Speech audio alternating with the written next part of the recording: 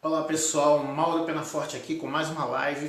Tem algum tempo que a gente não se encontra aqui nas lives e agora nós vamos voltar à atividade. Muitas coisas acontecendo, muitos projetos, muita coisa legal para a gente trabalhar, inclusive aqui dentro do grupo de masculinidade. E hoje eu quero trazer um tema que a gente vai desenvolver ao longo dessa semana, que é um tema muito importante no teu desenvolvimento masculino, um tema fundamental. Eu quero te falar sobre uma teoria bastante aceita e com bastante material de pesquisa em cima dela, dentro da psicologia, uma teoria assim mainstream, né? Muita gente trabalha a partir disso, dentro da psicologia da personalidade, do estudo da personalidade. E essa teoria é chamada de Big Five, ou a teoria dos 5 grandes fatores de personalidade. Ela divide, né? Ele não é um sistema de tipologia de personalidade, é um sistema de estudo de personalidade, o que é diferente. Eu tenho um curso sobre tipologia de personalidade, que é a Identidade Extraordinária, em que a gente trabalha com DISC, a gente trabalha com o MBTI, né, que é o Myers-Briggs, é o sistema junguiano, e a gente trabalha com o Enneagrama e outros sistemas quaternários também, mas aquilo ali é tipologia de personalidade, né? Você descobre mais ou menos o tipo de personalidade que você tem e trabalha com aquilo. A teoria dos Big Five é uma teoria que pressupõe que nós temos 5 fatores fundamentais que determinam a nossa personalidade. De acordo com a psicologia mais tradicional, é difícil você mudar esses fatores, mas com o uso das tecnologias da mente, como a PNL, como a neurosemântica, você pode trabalhar isso. E hoje eu identifico um dos grandes problemas para o exercício da masculinidade, né, é que o cara não consegue ter uma personalidade efetivamente masculina. Ele não consegue trabalhar esses fatores dentro de um padrão que se espera de um homem, vamos dizer assim, um homem de verdade. Tá? E a gente pode relativizar de diversas formas, o pessoal gosta muito de relativizar e dizer que tudo é homem, tudo é mulher e tal. Mas aqui a gente fala de uma forma mais concreta. Né? A gente trabalha dentro daquele sistema de virtudes, daquele sistema de papéis. Vamos direto então para o assunto agora. Quais são os 5 fatores fundamentais da sua personalidade? Tá?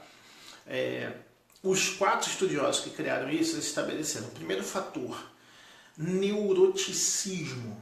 O fator neuroticismo é o que a gente vai falar hoje, basicamente. Eu vou te falar dos 5 fatores, depois a gente vai esmiuçar hoje, no dia de hoje, só o neuroticismo. Neuroticismo é o quanto você é abalado pelo externo, pelo ambiente e pelas reações das pessoas. Se você tem um neuroticismo muito alto, é muito fácil para você uma pessoa te afetar, uma pessoa te chatear, uma pessoa te tirar do sério, uma pessoa te deixar reativo. Se você tem um neuroticismo muito baixo, você é uma pessoa que não liga muito, né? Vamos dizer que você tem o seu inner game bem definido, bem sólido. Então, um fator que vai determinar se você tem um inner game alto, poderoso, né? Um jogo interno, um mindset bem desenvolvido, masculino, um frame que domina a situação, é manter o neuroticismo baixo ou reduzir o neuroticismo. Acontece que nós vivemos numa sociedade que estimula o neuroticismo ao máximo. Então, hoje eu estava conversando com um amigo e ele estava falando assim, hoje as pessoas não aguentam nada, cara. Hoje tudo é bullying. Hoje, cara com background de exército, né? Ele falou, pô, tomei tanto tapa na cara do sargento e isso me ajudou a ser um homem melhor. Hoje, se os caras derem tapa na cara, dá tanto problema que eles não estão mais nem conseguindo, nem no exército eles estão conseguindo formar um homem como formavam antigamente. Porque hoje a gente vive numa cultura que estimula muito o neuroticismo. Eu falo uma coisa e de repente você se sente ofendido. Falou mal de mim, da minha categoria, da minha raça, da minha sexualidade, mas sei lá o quê. E aí as pessoas entraram muito nessa coisa do palavras machucam. Palavras machucam é comportamento típico de neuroticismo alto. Né? Daqui a pouco eu vou esmiuçar melhor. O segundo fator é o fator extroversão. O quanto você aguenta se expor. O quanto você tem a tendência natural a lidar com outras pessoas. Essa é uma visão, para quem já estudou identidade ou para quem já estudou o sistema junguiano, ela é diferente da visão introvertido e extrovertido, da dicotomia de Jung. É uma visão mais do quanto você consegue se expor. O terceiro fator que as pessoas às vezes confundem, mas ao longo dessa semana a gente vai falar sobre cada um deles, é um fator que no Brasil ele é traduzido como sociabilidade ou socialização. Em Portugal, por exemplo, se pegar a literatura traduzida para o português de Portugal, eles não usam socialização, nem eles usam amabilidade. Né? Só que a amabilidade eu considero que é um dos fatores da socialização. E um cara pode ter extroversão alta e ter socialização baixa. Tá? Então isso aí a gente vai ver melhor ao longo dessa semana. O quarto fator é o fator de realização, que é o quanto uma pessoa, no caso nosso aqui, um homem, é realizador, é fazedor, o quanto você tem uma ideia e coloca ela em ação. Isso é um fator de personalidade. E abertura. Abertura é a sua predisposição para se permitir experimentar coisas diferentes, experiências diferentes, desenvolver flexibilidade comportamental. Tá? Agora, essas 5 coisas, de acordo com a psicologia tradicional, você é desse jeito, você nasceu desse jeito e você nunca vai mudar. Mas a visão da programação neurolinguística e da neurosemântica é que você pode mudar todos esses fatores, porque esse tipo de avaliação, todo tipo de teste, DISC e SOAR e esse monte de assessment que estão vendendo aí, a gente define linguisticamente. Você é testado respondendo perguntas. Então aquilo ali está muito ligado aos seus valores de identidade, às suas crenças de identidade. E se está codificado linguisticamente, se você tiver o domínio do metamodelo de linguagem da PNL e dos Mindlines da neurosemântica, você pode mudar completamente aquilo. Tá? Então eu lembro, a primeira vez que eu tomei contato com esse conceito foi em um livro escrito pelo Laí Ribeiro, na época que ele trabalhava com PNL, estava divulgando PNL no Brasil, e o livro se chama Autoestima. E logo no início do livro ele fala assim, a sua autoestima foi codificada linguisticamente, então se você quiser mudar a sua autoestima, você tem que mexer linguisticamente. Então nessa época, para mim, isso foi uma grande novidade. Né? E foi bem antes de eu conhecer o modelo de metaestados e tudo que a gente pode fazer hoje para mudar efetivamente personalidade, autoestima, amor próprio, esse tipo de coisa. Mas hoje, o tema hoje é um dos fatores, que é o neuroticismo. Tá? O neuroticismo, o ideal, a personalidade masculina que consegue operar bem nos 3 papéis. Tá? Quais são os 3 papéis? Provisão, proteção e liderança. Né?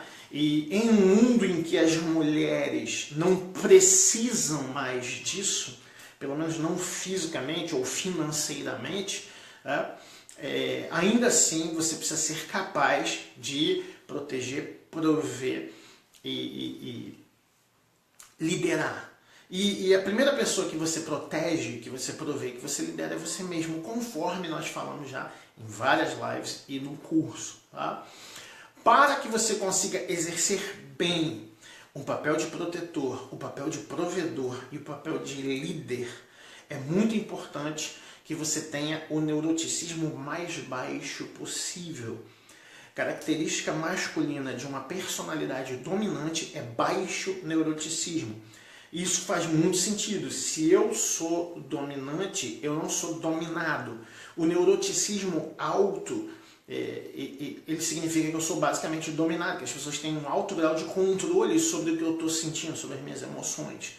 Então, trabalhar no neuroticismo, que tem 4 fatores, né, que são subfatores, tá? É muito importante. Então, qual é o primeiro fator que está incluído, que está dentro do neuroticismo? Vulnerabilidade. O quanto a opinião das outras pessoas e a reação das outras pessoas é capaz de afetar minha autoestima, meu conceito próprio. Tá? E é claro, se você estuda PNL, se você conhece metaprogramas, você sabe que existem pessoas de referência externa. A referência externa dá uma tendência maior à vulnerabilidade. Então, por isso, você tem que trabalhar, como eu ensino desde o Ação Extraordinária, todos os cursos, você tem que trabalhar criando um mastermind seguro, pessoas próximas que você vai ter como um alicerce, como um grupo de apoio. Tá? Você vê isso em todos os grandes líderes da humanidade. Se você pegar todos os líderes, desde a Bíblia, se a gente pegar o Velho Testamento e os líderes do Novo Testamento, todos eles de alguma forma criaram um mastermind em torno de si. Como a gente trabalha muito no curso, por exemplo, com o modelo de Davi, que é dito na Bíblia, por exemplo, um homem segundo o coração de Deus. Então a pessoa fala, mas ele é igual a Deus, mas ele fez um monte de coisa errada. Não, homem, de acordo com a concepção de Deus, com a concepção do coração de Deus. E é interessante que os judeus tenham codificado linguisticamente Davi como esse exemplo do modelo de homem que Deus quer. Isso é muito interessante. Muito pouca gente atenta para isso. Por isso que no curso a gente tem lá, a gente trabalha com o modelo de Davi, de masculinidade. Então Davi tinha um grupo dele. Davi tinha uma ligação muito forte com Jonatas, por exemplo. Ele tinha um grupo de guerreiros que ele formou para ser matadores de gigantes, que basicamente eram pessoas que tinham acromegalia. Não tem nada muito sobrenatural nisso, mas as pessoas, eles simplesmente tinham medo, e Davi foi lá corajosamente, resolveu, descobriu, o ponto fraco desses caras é esse, vou preparar um grupo de guerreiros. Então ele tinha um grupo de matadores de gigantes. E então ele tinha esse mastermind. Quer dizer, eu não sei o grau de vulnerabilidade. Eu sei que aquele gigante de quase 3 metros de altura não foi capaz de desestimular ele, porque ele tinha confiança na habilidade dele com a arma que ele dominava. Mas ele tinha um mastermind dele. Então, se você pegar grandes personagens históricos, eles sempre tinham um grupo em volta deles também para reforçar. Esse grupo, quando você tem 20 anos, você tem uma vulnerabilidade alta, quando você tem 30, até uns 40 anos você tem a vulnerabilidade alta, quer dizer, é muito fácil as pessoas te magoarem, é muito fácil as pessoas te tirarem do teu centro.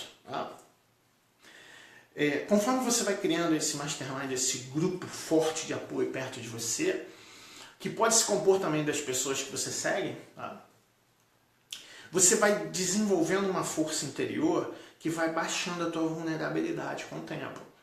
Isso tem a ver com a tua autoimagem, isso tem a ver com a representação interna que você tem de você mesmo e tem a ver com o seu grupo de apoio. Então essa é uma parte importante para você trabalhar vulnerabilidade, que é o primeiro subfator. O segundo subfator é instabilidade, que é a tendência a variar o humor. Mauro, uma coisa está ligada na outra. Às vezes não. Existem pessoas que são altamente vulneráveis, mas são estáveis emocionalmente. Mauro, mas como que eu posso ser estável se qualquer pessoa faz eu ter uma reatividade? Não, o cara tem uma tendência a estar negativo sempre. Se alguém fala, é só mais uma desculpa para ele ficar negativo, entende? Então, instabilidade é altos e baixos, é variação emocional do nada. É aquela pessoa que você não sabe como vai reagir, você lida com ela pisando em ovos.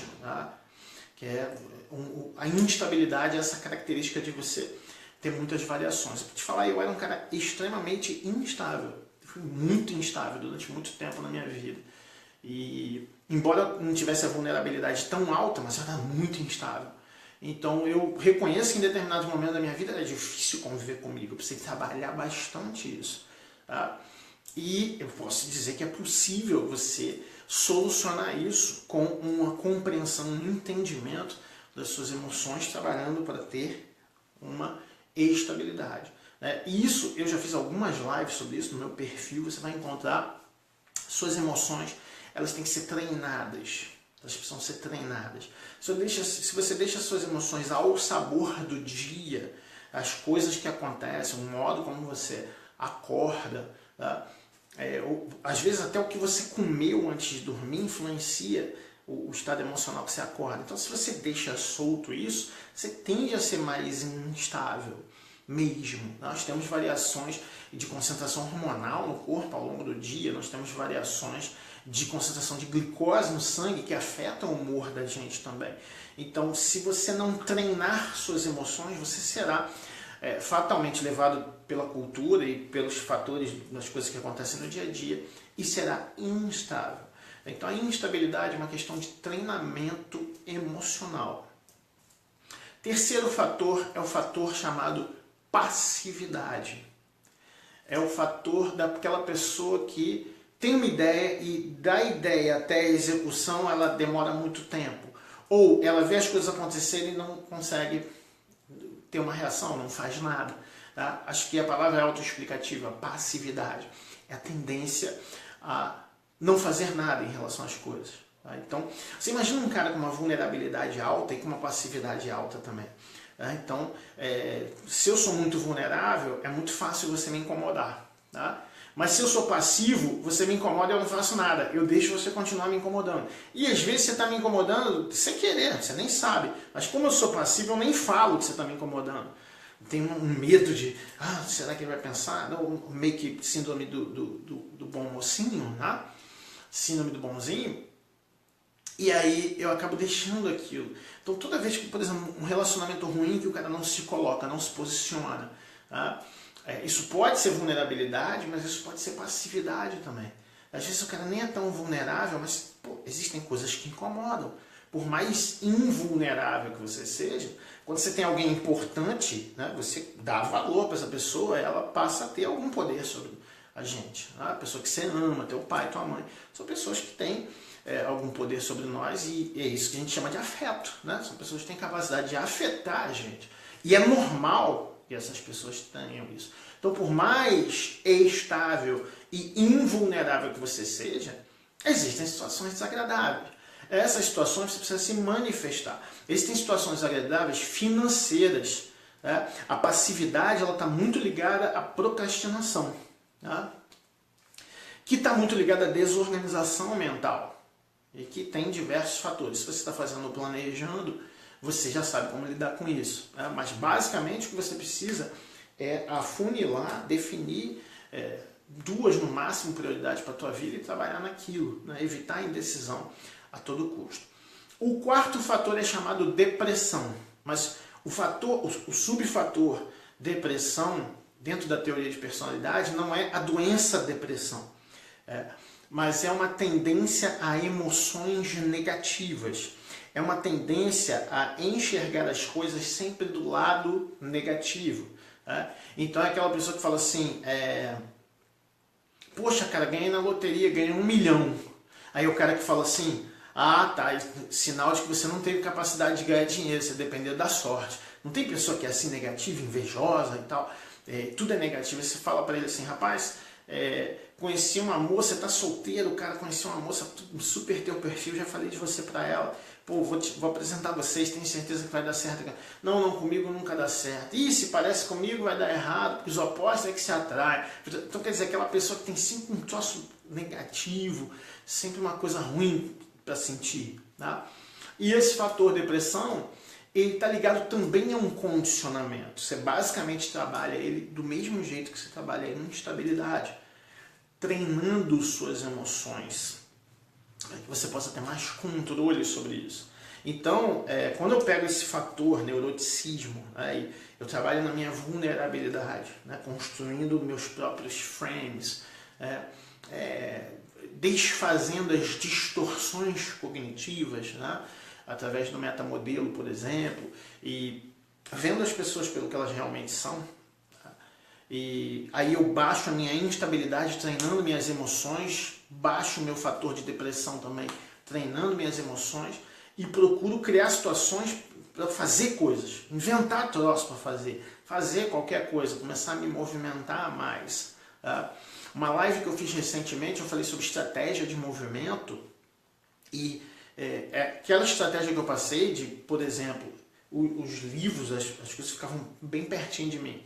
Tudo ficava muito pertinho de mim, do lugar que eu fico sentado quando eu estou escrevendo, por exemplo, quando eu estou ao computador. E era só estender a mão e eu botei longe para eu ser obrigado a levantar e pegar. Esse é um fator de colocar mais ação, criar uma estratégia de movimento. O que você consegue fazer com o seu corpo, você consegue fazer também com a sua mente. Né? Isso é chamado de sintaxe somática. Né? É um dos temas que a gente trabalha no Master Practitioner em Programação Neurolinguística. Então, neuroticismo, extroversão, socialização, realização e abertura. Hoje a gente falou de neuroticismo.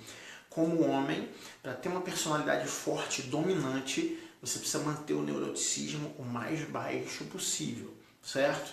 E era esse o recado que eu tinha para você hoje. Foi uma honra estar aqui com você. E que Deus te abençoe e até a próxima.